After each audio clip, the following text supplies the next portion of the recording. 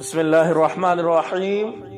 حضرت خواجہ نظام الدین اولیاء رحمت اللہ تعالی علیہ کو اپنے مرید حضرت امیر خسرو رحمت اللہ تعالی علیہ سے اتنی محبت تھی، ایک مرتبہ فرمایا کہ اگر شریعت میں اجازت ہوتی تو میں یہ وصیت کرتا کہ امیر خسرو کو بھی میری ہی قبر میں دفن کیا جائے، جبکہ یہ وصیت بھی فرمائی کہ خسرو رحمہ اللہ کی قبر میرے پہلو میں ہونی چاہیے۔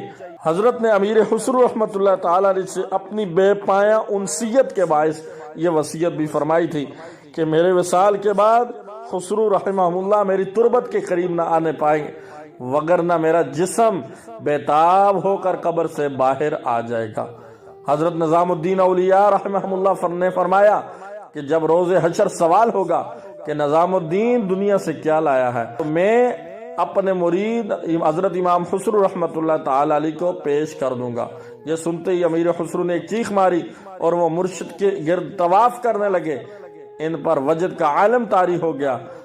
من تو شدم تو من شدی، من تن شدم تو جان شدی، تا قص نگوید بعد ازیں من دیگرم تو دیگری۔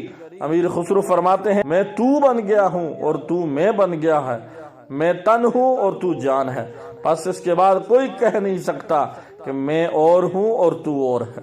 اور حضرت نظام الدین اولیاء رحمہ اللہ حضرت امیر خسرو کو ترک اللہ کہہ کر پکارتے اور امیر خسرو کی جانب اشارہ کر کے فرمایا کرتے، اے باری تعالی اس ترک کے سینے میں جو آگ روشن ہے اس کی بدولت مجھے بخش دے۔ امیر خسرو پر اپنے پیر و مرشد کی صحبت کا اتنا اثر تھا کہ برسوں سائم الدہر رہے اور عشق الہی کی ایسی سوزش تھی کہ سینے پر سے کپڑا ایسا ہو جاتا کہ گویا جل گیا ہے۔